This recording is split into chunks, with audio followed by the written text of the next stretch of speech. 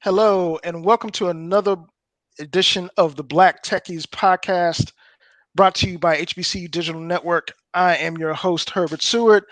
And as you can see today, we are doing a duo, and we have the illustrious uh, host emeritus Am I with though? us, the, the original founder of the Black Techies, David Matthews, aka Packet Stealer.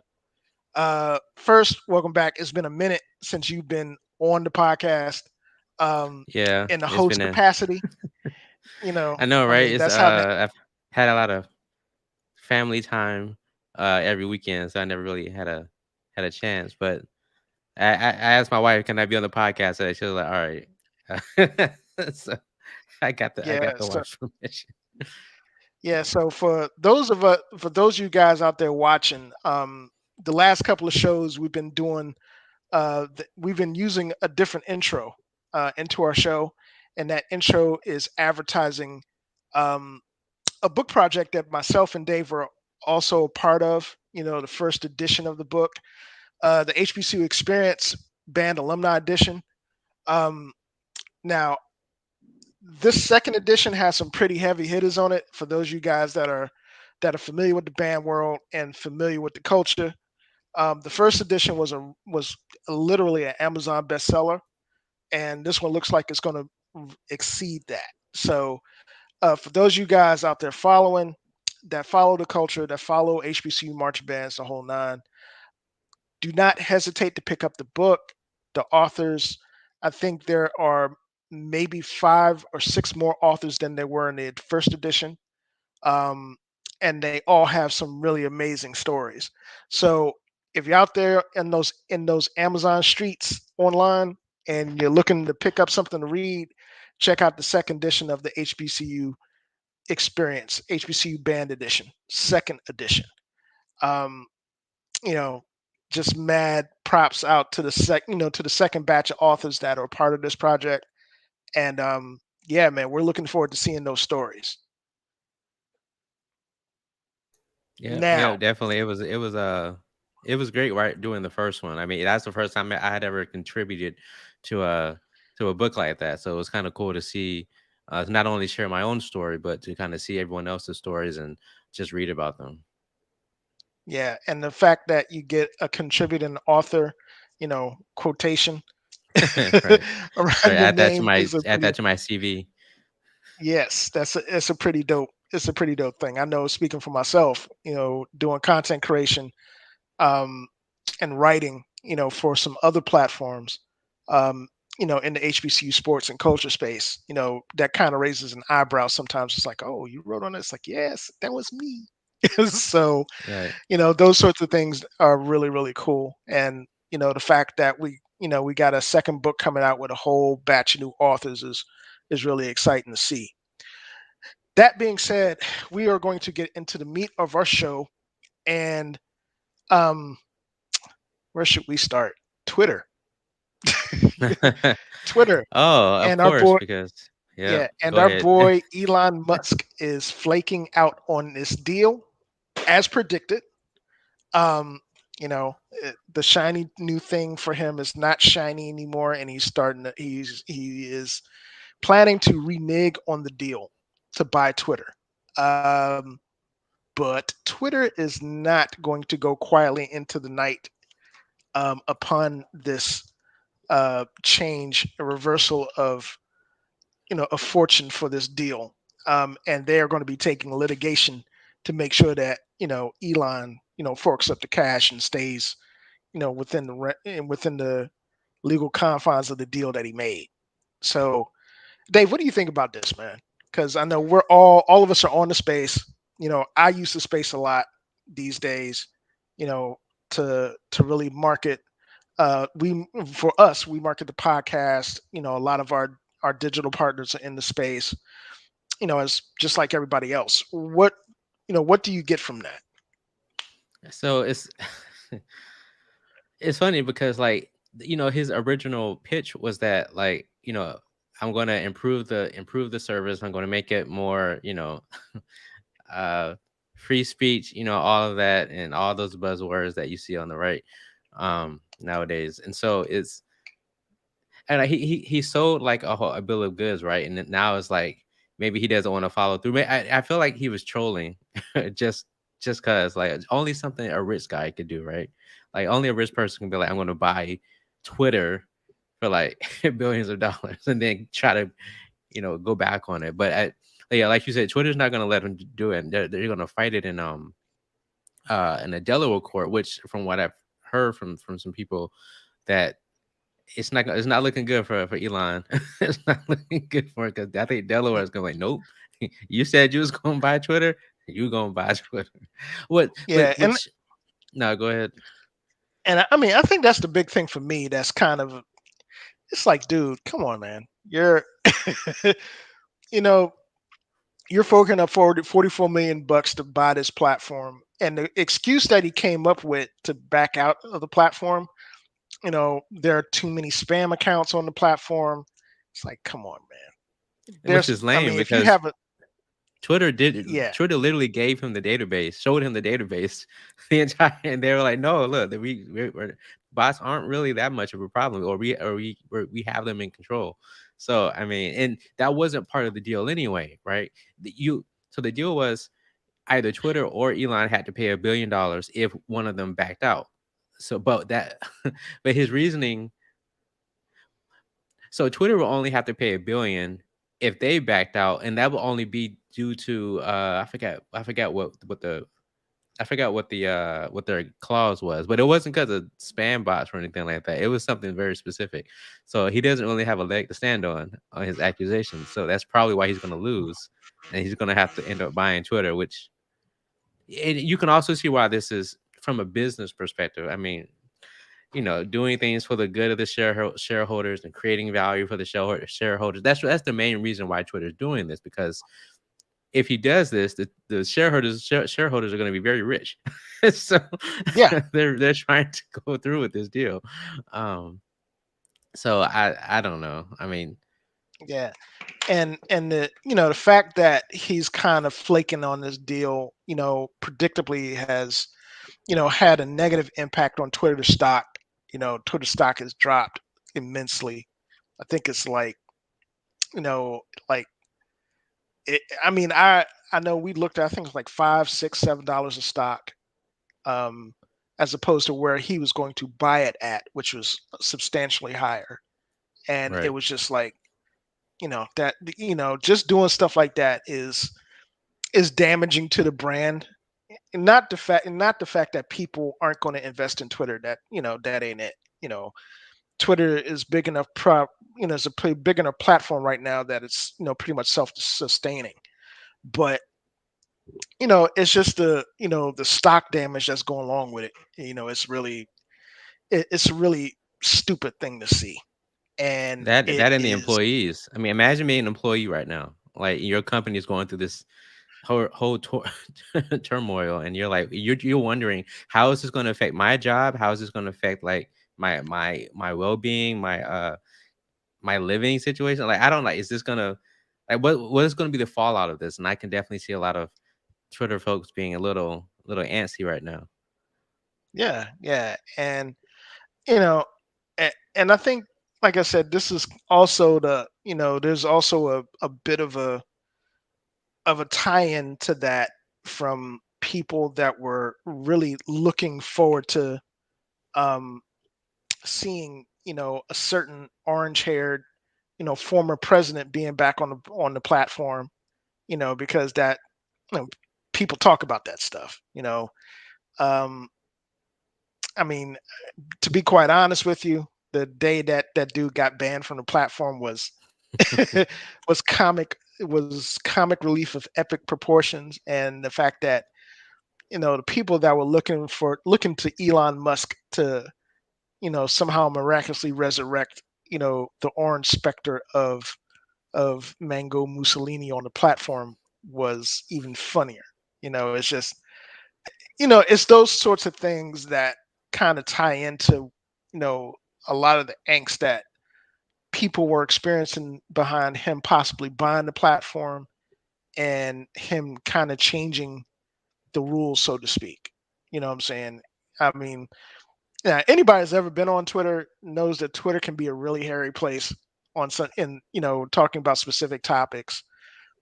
Even if you're talking about very benign topics, you got troll. I mean, it's very much troll infested, like any place else these days.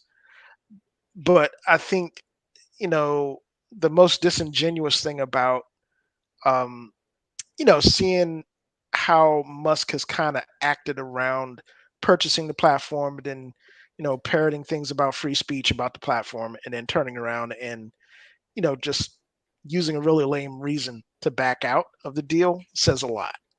And the thing is, It's he could have investigated this before he even did anything. So like, let me read this right quick from The Verge. So all right, they said that Musk has been setting the stage to abandon the deal since just weeks after he signed the agreement, claiming that Twitter released misleading stats about the prevalence of spam bots on the platform. It's entirely unclear, however, that Musk can legally abandon his agreement simply because he isn't happy about the presence of spam on Twitter, something he could have investigated prior to signing the deal. So, like, so that combined with what you just said was like, because that was what everyone was afraid of, right? That if Elon owns Twitter, then Trump will get back on and all hell would break loose. It'll basically be pre 2020 again. So, or pre-election 2020, whenever they kick them off. Um, so let me say this, because some people are gonna hear this and they're going to my conservative friends. Like I'll even caveat that saying that I generally lean more conservative, right? You all know that, but but at the same time, Twitter is a private company, right? Free speech does not apply to private companies unless it's specifically written in the law that you can't discriminate on someone based on whatever, right? On protected categories, right? But Twitter is a private company.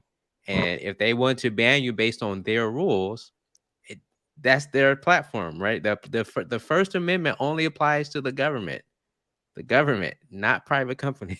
So I mean, you can get mad at Twitter all you want if they ban people that you don't think should be banned. But here's the thing about capitalism and the free market: make your own, right? That's what happened, right? We got Truth Social, ironically, right? And Gab and all these other places, all these other apps popped up that, funnily enough, all got deplatformed by Amazon and all the ISPs. That was funny, no but comment. right, but so I mean, I don't know what's going to happen exactly. 'Cause even if he is forced to buy the company, he's going to own it. Then what, right? So I Yeah, this is just going to be messy. I don't know. yeah. I mean, as somebody, for folks that use the platform, um, for folks that use the platform that have absolutely no interest in seeing what Elon Musk does or doesn't do with the platform, um, it sucks because it's like, if he buys it, you know, people are going to be, have a lot of anxiety about, you know, how he's going to handle the platform, who's going to be able to come back, who isn't. If he doesn't, and this goes through, it damages the platform in that way because shareholders are going to be kind of hot about the fact that the deal didn't go through and their pockets are empty. So, and I mean, it damages the long-term viability of the platform. Um, just from a perception standpoint, and it's really a lose lose type of deal for the folks that like ourselves that really just frequent the platform to use it for whatever. If you're not in a stock, if you're not in a boardroom, or if you're not a heavy shareholder of Twitter, if you're just a user and you don't care anything about the stuff that's going on with Elon and the fact that he's flaking out on this deal, it sucks. Right, And it's not an easy thing to swallow, because for lack of a better term, the platform has been successful the way it's been successful for a reason. And that's because you have a variety of people that have made the platform into this very organic ecosystem of thoughts and ideas and just all sorts of things going on. So I know, um, in my capacity on there, I for those of you that have that follow me outside, on Twitter outside of the podcast, I'm a writer. I'm a sports writer. I write cover HBCU athletics, bands, and HBCU culture. And for HBCUs, Twitter's been a godsend because it's really expanded the brands of everybody from football teams to bands to other things in the culture. And you know, we don't want platforms like that to go the way of the dodo. You know what I'm saying? Because that is really, it's been an effective tool for getting the words out there for HBCU bands, or HBCU programs, HBCU culture. So, there, like I said, there are certain aspects where there are people going to be um, collateral damage, so to speak, in terms of whether things happen on Twitter in a negative fashion or not. So I mean, but what can you do? Right, right. I mean, like you said, I mean, Twitter can be a cesspool of just terrible stuff. I don't know. It can just be a cluster at times, right? Yes. It could be. In fact, I'm actually taking a fast from social media this month, just to get away from it all, just kind of reset. But like you said, like I use Twitter a lot. I got I'm also a writer, as most of you probably know. I write for Digital Trends and IGN, and I got the IGN job because of Twitter. I I randomly saw one of the senior editors, post about a freelance position. I was like, oh, what about me? And then I got it right. So, um, it's like you said, it's also how we promote the Black Techies. It's how you. I mean, it's a very useful platform if you know how to use it. I mean, that's almost any platform. Like YouTube has people have literally made their entire careers on YouTube. Um, Popular tech YouTubers, MKBHD, right? Soldier Knows Best. Um, Kevin the Tech Ninja. We had them on the show a few years back, right? I'm trying to get them back on the show. but like the problem is that when you have these large platforms, these large social media platforms, you're always going to be beholden to whatever that platform like if they change anything, like if YouTube changes its algorithm, now you gotta somehow change your content to fit YouTube's algorithm. Same thing on Twitter. If there's a new trend on Twitter, or you have to kind of adjust to things. I mean, it might not be as fluid on Twitter as it is on YouTube, but still, I mean, you have to know how to use Twitter's tools for engagement and all that kind of stuff. But so it can be a very useful platform to get out your message, to promote your business and stuff like that. But yeah, I haven't. I don't know. It's gonna. I think it's gonna be a crap show, but we'll see. Well, real quick, we have to do an ad break for our overlords at HBCU Digital Network. Sorry, overlords, we got a ad coming up. So stay tuned. We're gonna talk about some more topics, probably including Elon's continue flake out on Twitter. But there's some other things that we're going to be talking about as well. Stay tuned. Yeah, baby, you know what time it is. Now let's get it started. Are you kidding me? Unreal! While our HBCUs are mostly known for academic rigor, community, they also know how to turn up. Does he have it? Yes, he does!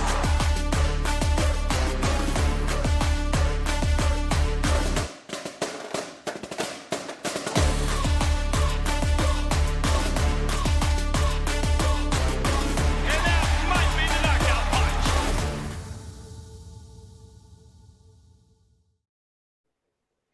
All right, and we are back.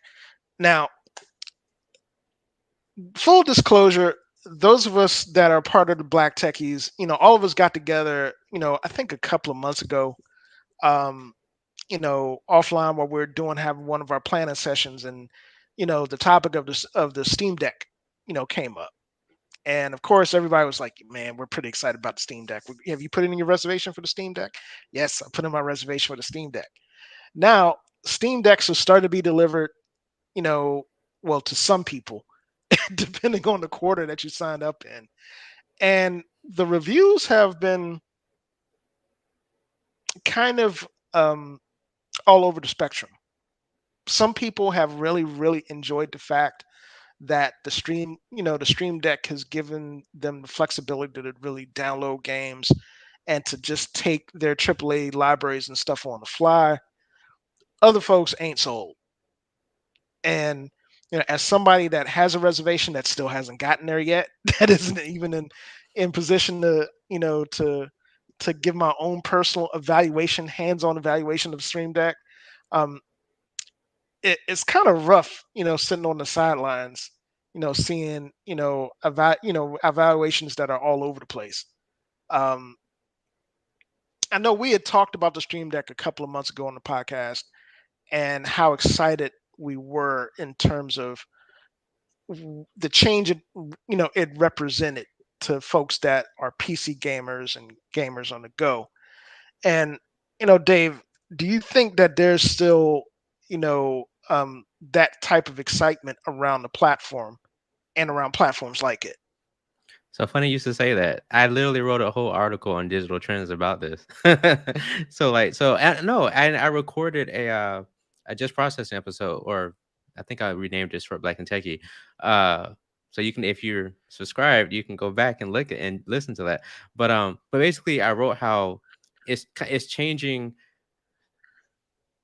So on the positive side, like you said, like the ability to take your AAA games with you, um, like on an officially sanctioned and created Valve platform. Like that's a huge thing. One of the articles on The Verge was like the title was "The Steam Deck is changing how I buy games." And they were saying that normally what they would do was they would buy games on the Switch. Like if it was cross platform, they would try to get it on the Switch because you can take the Switch with you, or you could dock it and play it on the TV, right? That's why it's called the Switch.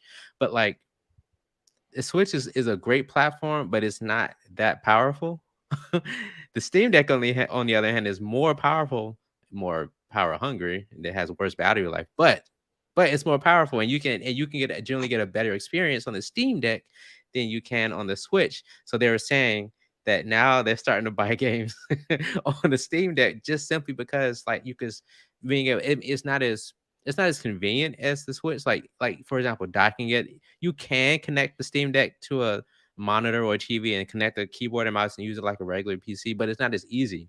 With the Switch, you literally just just plop it into place, right? But so I don't know. I've seen a lot of hype and a lot of pleased customers. I mean, I've like you said, the reviews are kind of mid tiers. Like I think most of the reviews were like, when it works, oh, it's like the best experience ever, right? But then there were still some quirks. It's like some of the performance issues. Now, I think Valve has issued a bunch of updates since it first came out, so some of those might be ironed out. And also, you can install Windows on it, so you could just Mhm. use it like a Windows. That was the other thing. So you can install Windows on it, and now you have a portable Windows computer, full Windows, like full Windows, which means not only can you use Steam, right? You can use the Epic Game Store, you can use the Ubisoft Store, you can uh, do homebrew, you can do emulators. I'm not going to say how to do that, but you can use emulators. I don't want Man, nobody to sue me. do I have to do a disclaimer for you, dude?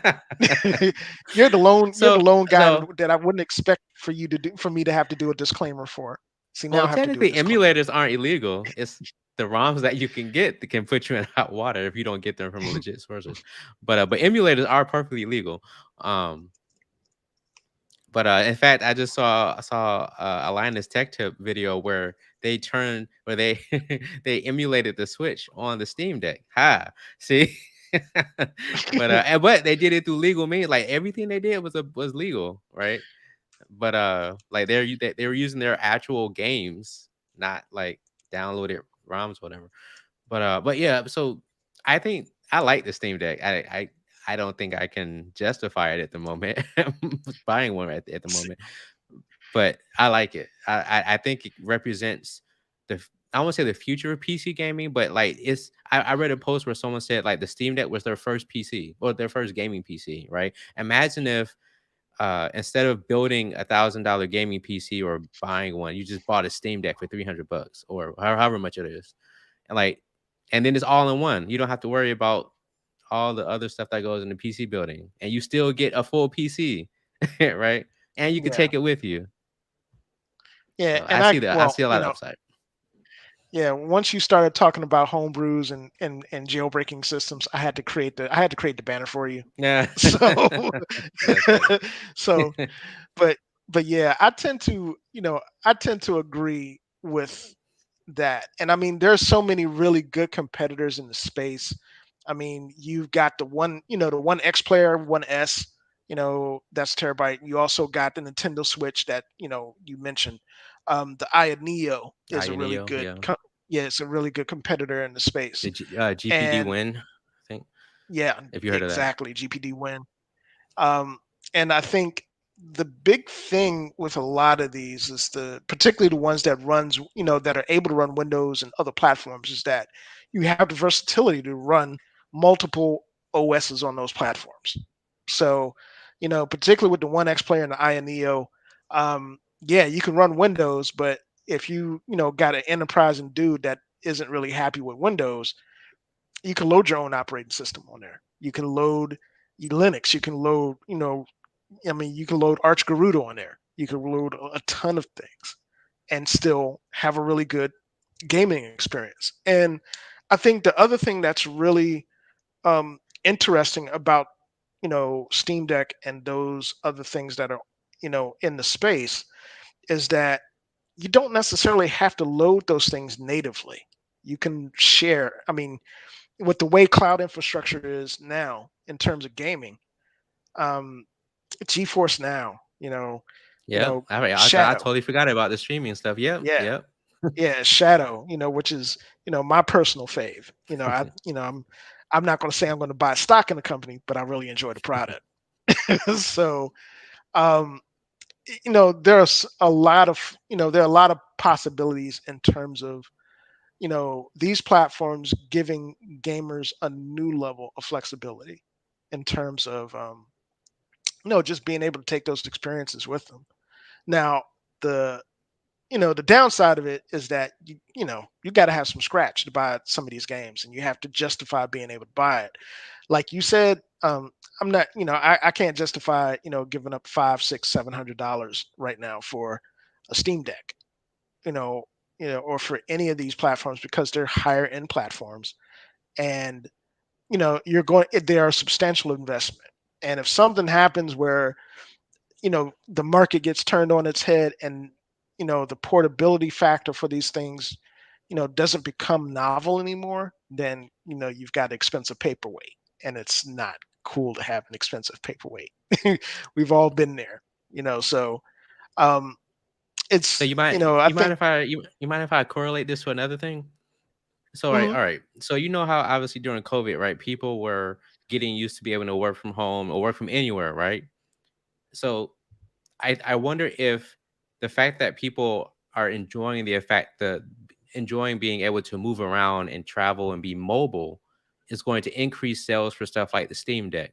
Like, right, instead of just sitting in front of a monitor or sitting in front of a TV with a console, right, I can just buy a Steam Deck and I can play wherever I want. I mean, that's, that was kind of the whole thing with the Switch. But since the Steam Deck is more powerful than the Switch, and now I'm not just playing uh Mario or Nintendo game. Now I'm playing all the entire Steam library on there, right? So I don't know. I wonder if this is going to kind of shift gaming in a somewhat different direction as far as being more mobile, especially with cloud streaming becoming a little bit more prevalent now, especially with Microsoft kind of promoting it a little bit more. Maybe we can talk about that afterwards.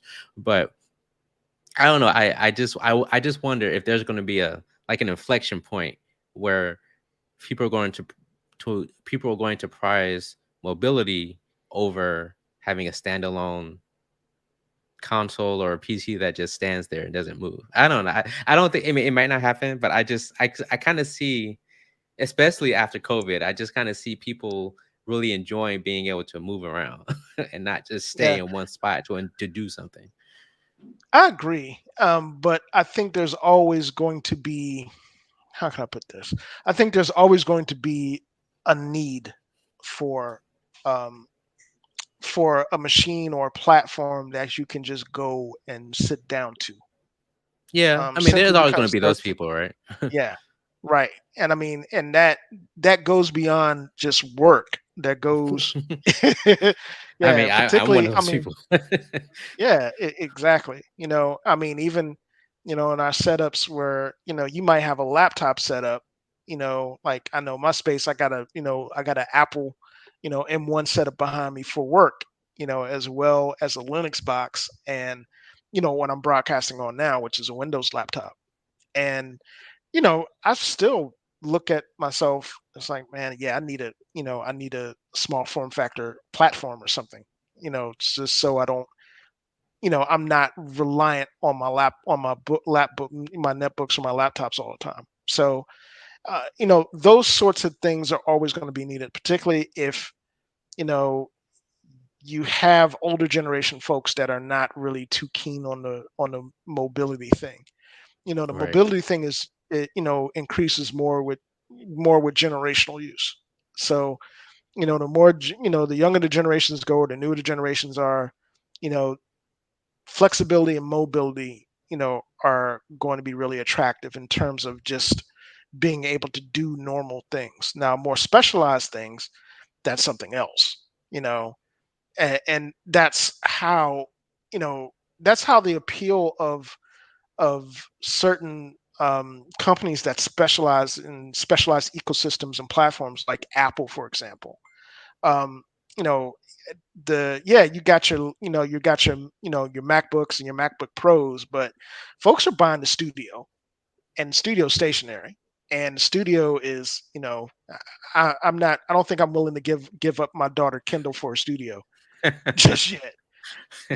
So those sorts of things are, there's always an appeal for them because they're, depending on the maker or the, manufacturer of these things, they've created a market for it.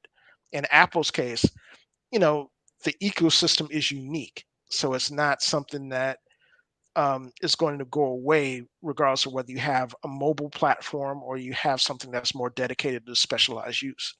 So, I mean, it's a real, it's really hard to predict where the market goes when it comes to that, because Hmm. more and more now you're being able to do more sophisticated things on smaller platforms. Whether it's tablets, whether it's phones, whether it's laptops. Laptops are even getting are getting smaller, but you still have even a delineation in terms of what you use. Some people, you know, are happy with having a cloud-based laptop where they don't have to worry about any sort of upgrades or anything, and everything is on the cloud. So it, those sorts of things, um, it keeps it really interesting to see where the market, where certain markets go in terms Yeah. of how, what customers adjust to and how customers, perceive those things going. And gaming is a perfect example of it. I think folks that were watching the podcast, a couple of years back, I think we did a podcast on Stadia and the advent of cloud gaming. And folks, I remember that podcast because I was one of those gullible people that were super excited about Stadia coming out. And it came out, and Google, what they normally do, they'll start on a project hot and heavy, and then they get bored. And then Or at least they don't next thing. implement it. I don't know. Which, it's funny, now that we're talking about Stadia. So like, it's sad because Stadia itself is actually really good. Like, I've used Yeah, Stadia before. Like when you compare Stadia with Xbox game streaming and like GeForce Now, it actually compares pretty favorably as far as like latency and input lag and all that kind of stuff. It's actually really good. But I think the way they marketed it as being like a replacement for like a console, like, or a PC, I think that's might have been what kind of was kind of iffy for some people. Like, do I want to make this my only machine? At least for now, I don't think that's a good sell. They probably should have done it, made it like a Xbox Game Pass, where you pay Stadia for Stadia Pro and you get all these games you can play in the cloud. But I don't know. I mean, I don't know. Paying $60 for a Yeah, cloud based game, I don't know. yeah, and I mean, I kind of feel the same way about Amazon's offering Amazon Luna. Oh yeah, I forgot Um, about Luna. Luna stick, Amazon sticking with it, and Have you used it? yeah, I've used it, I and haven't it's used it yet. pretty smooth.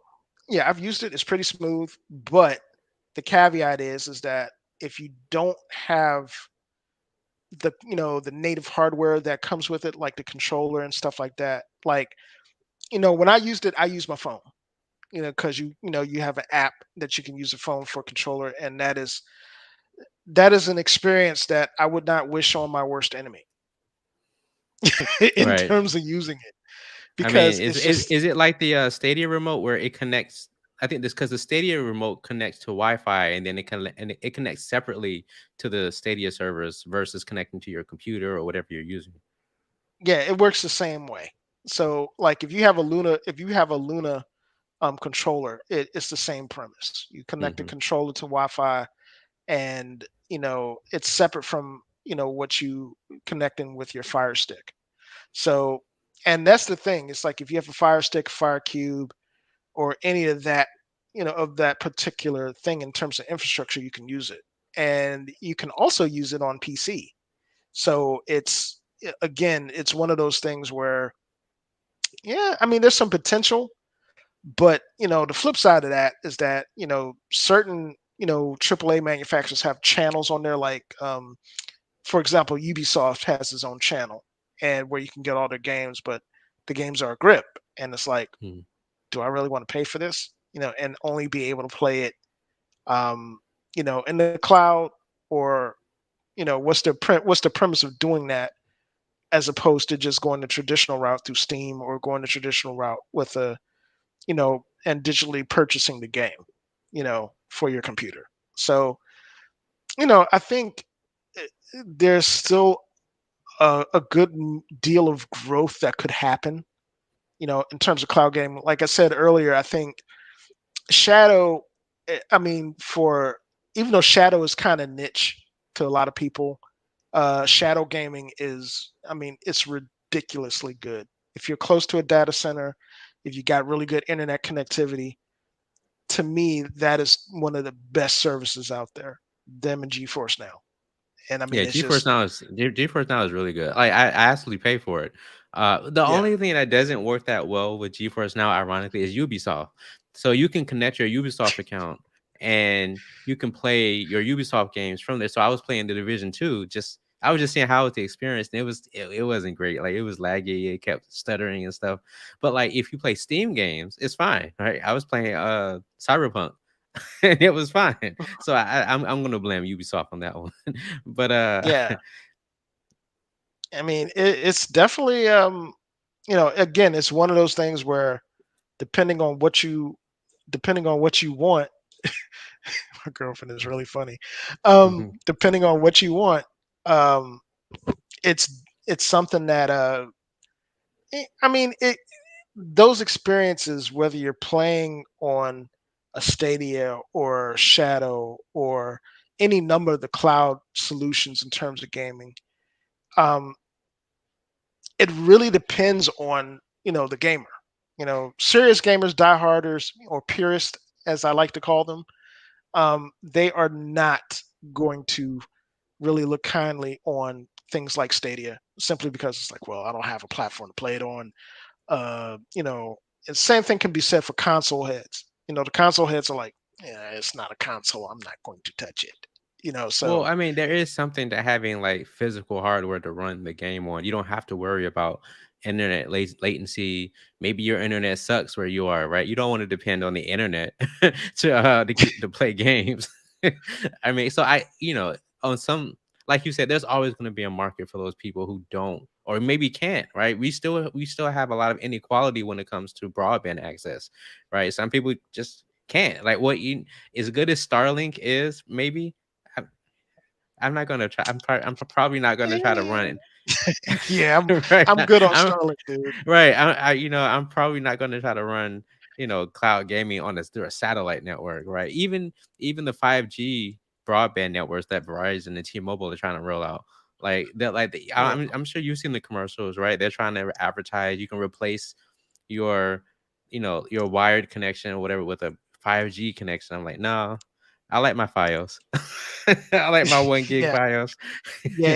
And you know what? I'm not even going to Nope. even run the risk of going down that route. I mean, No. and that's not to say T-Mobile doesn't have won't have a good product because, I mean, I tried. I mean, T-Mobile. If you remember back in the day, they merged with a company, and I forgot the name of the company. Um, that was one of the real, um, one of the really early players in streaming television, and Hmm. and you know I think they were right there prior, when YouTube television was coming out. They were one of the same folks, and um, I had their service, but I can't remember the name of the service. I know that T-Mobile bought their service and it became part of their streaming TV infrastructure. Mm. Um, and the fact that I had it, and the name escapes me is pretty sad all the way around.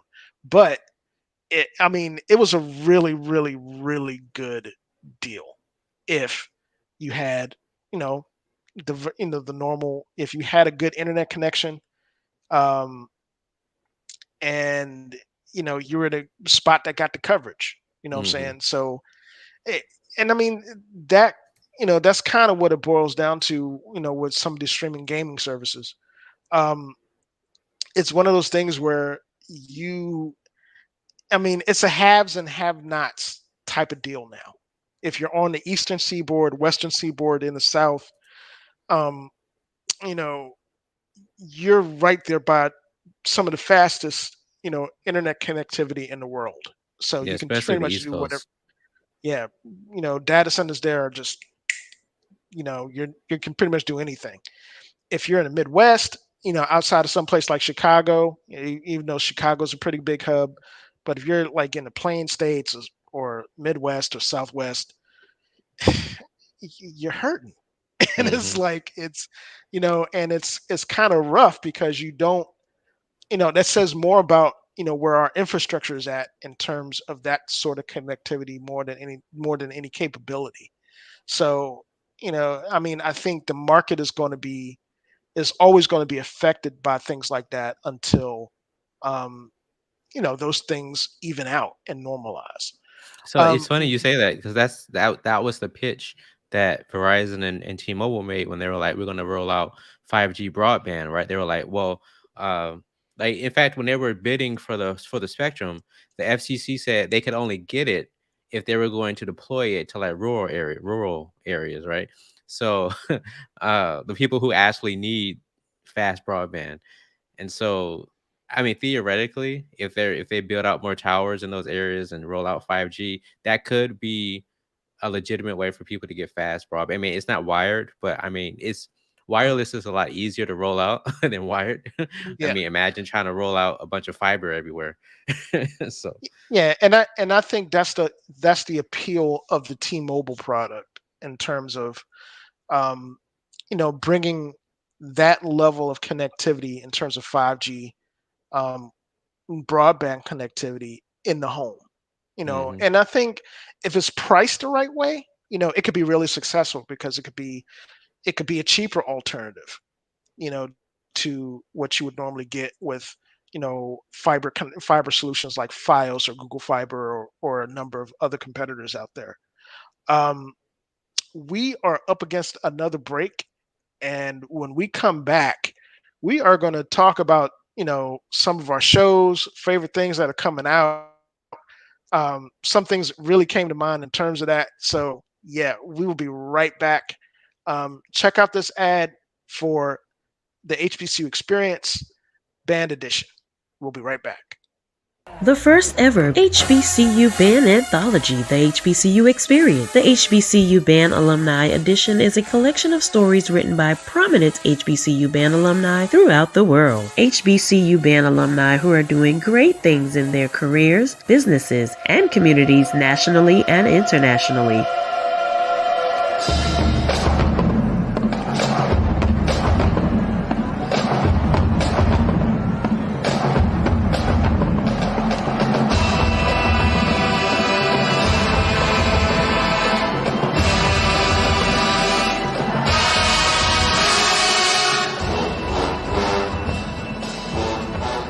The authors share their stories and experiences of how being a HBCU band member has molded them into the people they are today.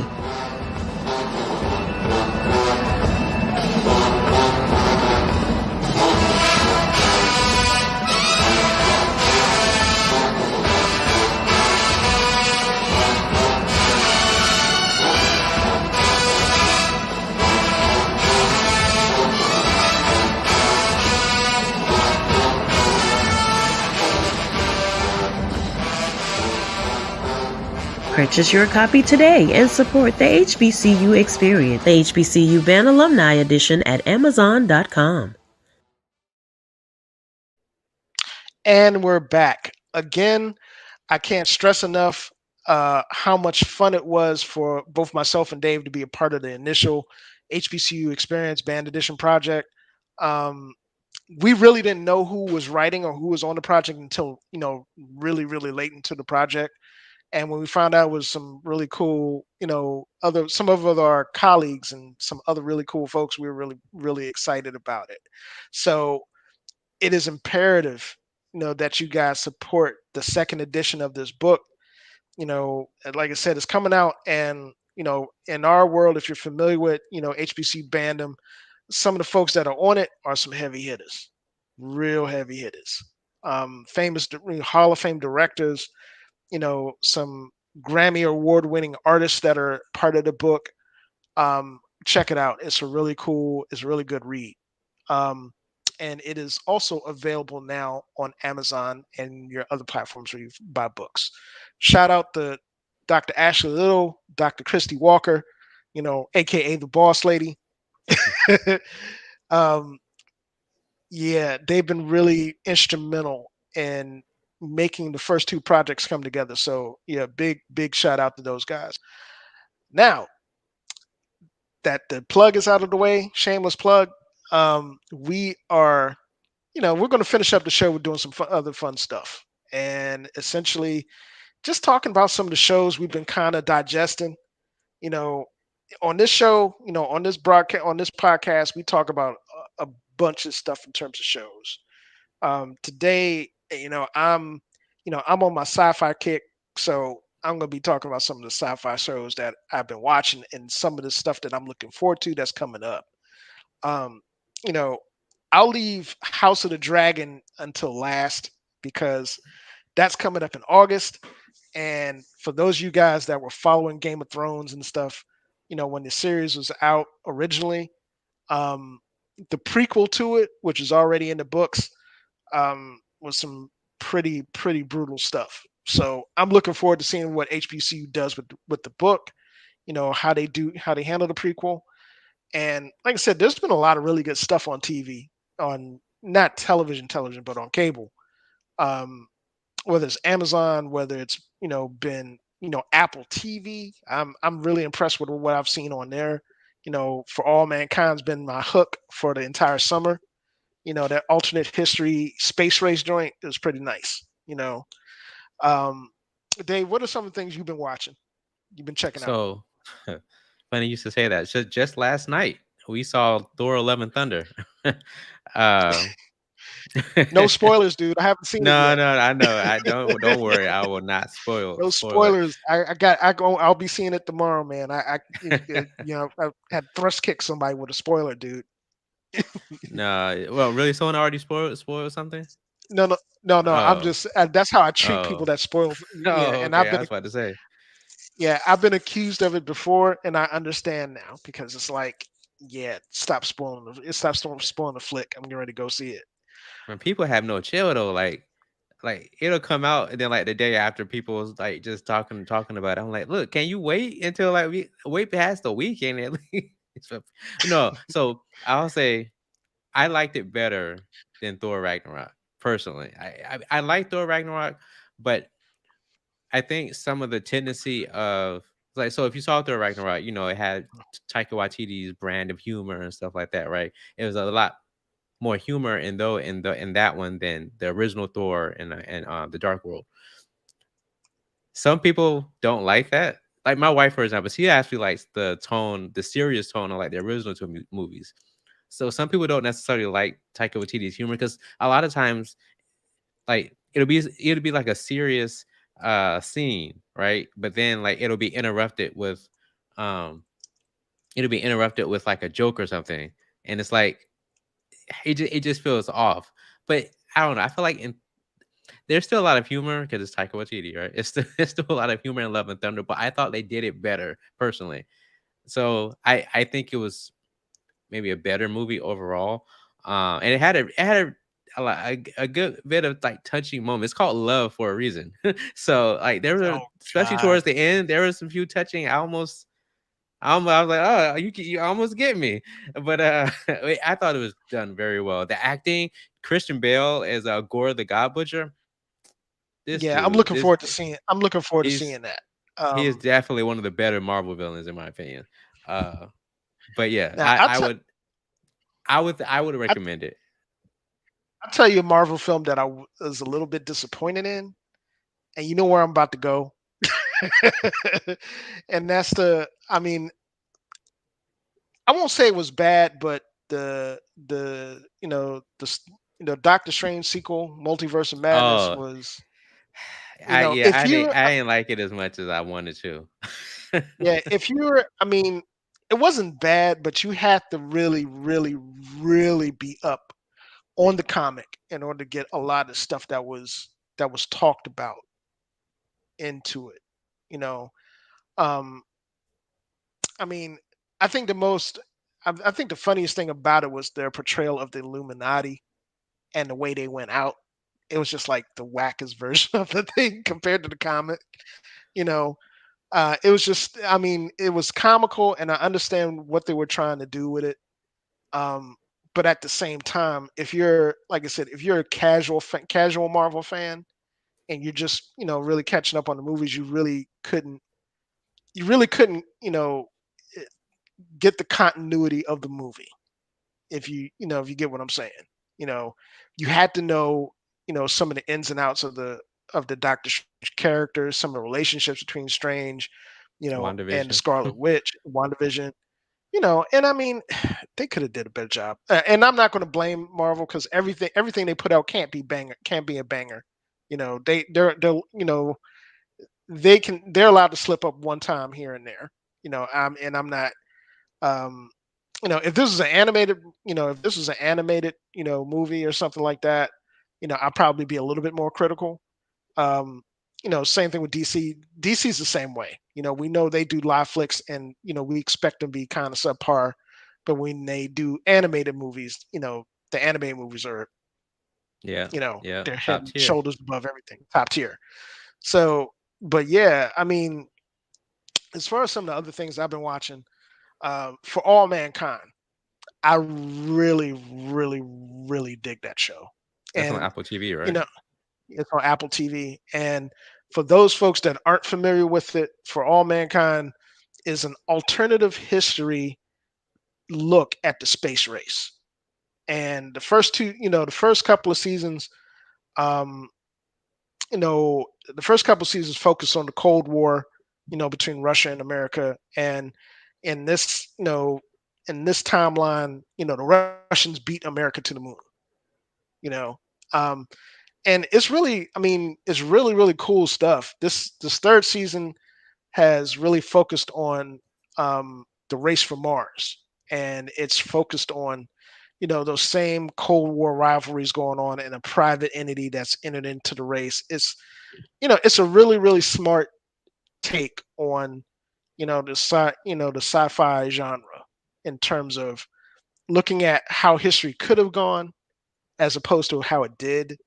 Some of the technology that could have been developed, and the science behind, you know, um, the science behind, the space industry, space flight, the whole nine is really, really cool stuff. It's a very intelligently done sci-fi series, and it's something that, if you're looking for something less sophisticated, don't watch this, because you're not going to like it. But if you're looking for something that's pretty sophisticated, that is very plausible, it's a very, very good show. It's a really good show. You know, All right. um, I'll get so I'll swing in the other direction, kind of, sort of. uh, so I like to watch anime, and I'll watch some of it with my daughter because she also likes anime. So it's kind of way for us to bond and all that. But the my wife is not into anime, right? But I already know the that. I one already know the that. one that she will watch is called Spy Family. That's like our new hotness out right now is Spy Family. That show is amazing. That show is hilarious. So the Yeah, I'm gonna gist have to. ain't like the Oh, gist is that is like there's so there's this family of, there's the husband, the wife, and the kid. But they're a family because they're not a family because they legitimately like love each other, brother. So like the guy is secretly a spy family, mhm. and the woman is secretly an assassin, and the girl inexplicably has psychic powers. He can read people's minds, and so it's weird, Well, right? But it worked.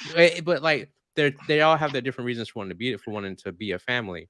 I won't kind of spoil everything, but I it's a great it's actually a great family show to watch. I mean, it's you see a lot of things from the perspective of the girl because he can read their minds. She knows the truth. Like she knows the man is really a spy, and she knows that the woman is really an assassin. But because she's a little girl and she wants that family, she doesn't say anything. Like she wants to keep her family together because she wants a mommy and daddy, right? And so it's a kind of heartwarming, honestly. It's very cute. Like she's a very cute girl, kind of annoying at times, but that kind of ties into her charm, I guess. But I would highly recommend Spy Family if you have not seen it. It's on right now. I think it's just on Crunchyroll. So I mean, if you're not mm, into like sub anime, sorry. So you're gonna have to well, read the subtitles. on that note, Crunchyroll and Funimation have merged. Yep. So there's no, it's Crunchymation, or Didn't weren't they bought by or what. Sony? Was it Yeah, Sony? they were both bought by Yeah. Sony. So yeah, and we speaking of anime, I've been catching up on my Legend of the Galactic Heroes anime on Where's that at? uh that's on Crunchyroll and Funimation. Oh, okay. It's well, there are two versions. There's the old version that was done in, I believe, the early 1980s, and the modern version. And it's not the typical mecha based um, space anime. It's really, again, it's a very intelligently done, you know, um, just really developing storyline type of show, where you've got two empires. You got Free Earth Alliance, and you've got the Galactic Empire. And I think they modeled it off of, I think they used some World War II motifs Hmm. to model it, because I know the Empire is kind of German in nature, and the Free Alliance is United States in nature. Um, and some other players in it, and it's really, like I said, it's really, really, really well done. It's one big giant space drama, and it's really cool. Cool. Plus, on top of that, they got one of my favorite animes of all time, Star Blazers, on that Oh yeah. platform. Yeah, I mean the modern version. I mean, the fact that they're getting ready to release another one. You know, um, like another movie. I think that's being released in October. I'm looking forward to that. I'm looking forward to Bleach Oh, being that's right. released. The Thousand Year War. The thousand I year need to blood, watch. the thousand year blood arc. That Yeah, is I need going to. to be I that haven't watched if you're Bleach if in you years. yeah, if you are a fan of Shonen Jump and you're a fan of Bleach and you've read the manga, you cannot miss this. This is really I'm really interested in seeing how they translate from the manga because the manga was ridiculous. It was Yeah, yeah. really, really well done. How they translate all of that stuff, into an American into a television show designed for American audiences, and that is really, I'm really looking forward to seeing that. It's I mean, the fall's going to have some pretty nice. My time's going to be occupied between between trips and covering stuff for HBCU Digital Network and catching up my shows on the weekend. Man, I'm going to be yeah. I don't know. I don't know what I'm going to. I'm gonna have to my on the my on demand platform is going to get a lot of work, Right. a lot of work. So It's so many shows to watch, so little time. So before yeah, we man. before we end, I will say we're gonna talk about this Cannon Busters. We have to talk about Cannon Busters eventually because it's an all black anime. We got to talk about the all Yeah, black anime on the black podcast. On the black podcast, we have to talk yeah. about it. Well, But we've yeah, been trying to do we've been trying to do that for the last year since I Cannon know, Busters right? came out. We were supposed to have Roberto on the show. Roberto, and Dom, have they're part of our rotation that has been really heavy in that and into that anime as well. So whenever we have that conversation, they have got to be present in the rotation to have that combo. No, no, I'm fine with Um, that. But one day we gotta talk about Cannon Busters. I need to rewatch it now. But yeah, we we need to talk yeah, about it because I think I mean, it's one of those things that you gotta. And I don't think it was hyped up as much as it should have been. But that's me. you guys heard it here first.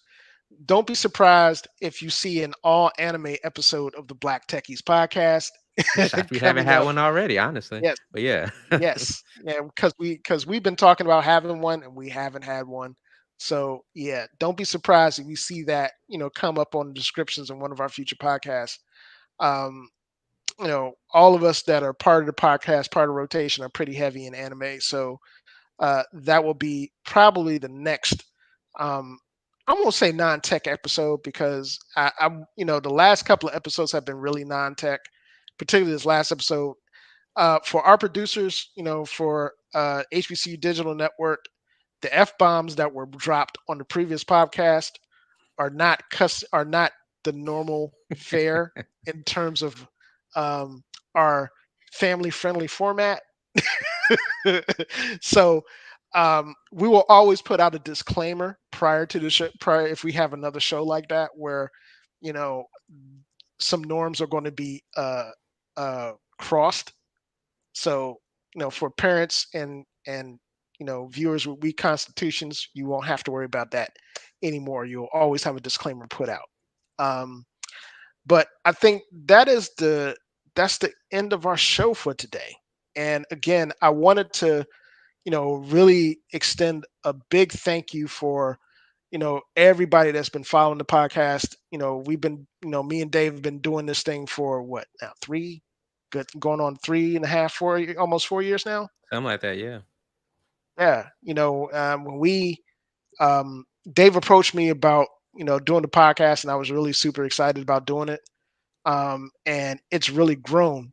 I know Dave is looking around the corner for his food, so we're No, gonna no, I'm close looking at my this out. daughters. You peeking out. Um, yeah. Um, I know me personally, and I know I can speak for Dave in this regard and the rest of Techies, we are really, really blessed to have the following that we have, for the podcast. We get a chance to talk about stuff that is really, um, relevant and cover a space that isn't covered, that isn't really represented, you know, um, out there in the medium.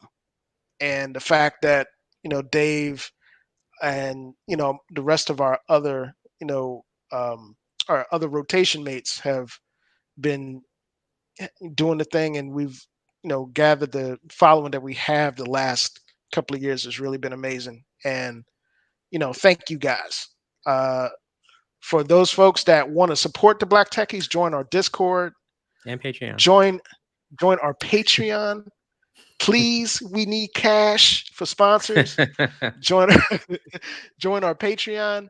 And if you Websites want ain't free. insight, yep, no, they're not in the slightest. And if you want to find out more insider info about our future podcasts, join our Facebook group, the Black Techie Collective. We post all sorts of other different types of content in there, all sorts of interesting tidbits that that deal with tech, HBCU, Black folks, and beyond. So um, join those platforms and check us out on the HBCU Digital Network, both HBCU Digital Network on their website and on the YouTube channels, and our platforms on Twitter and YouTube. You will always be able to catch our show on those platforms. Um, Again, thank you guys very much. For leader emeritus Dave Matthews. I am Herbert Seward, and this has been the Black Techies podcast on HBCU Digital Network. Peace out, y'all. Hail Wakanda. Hail Wakanda.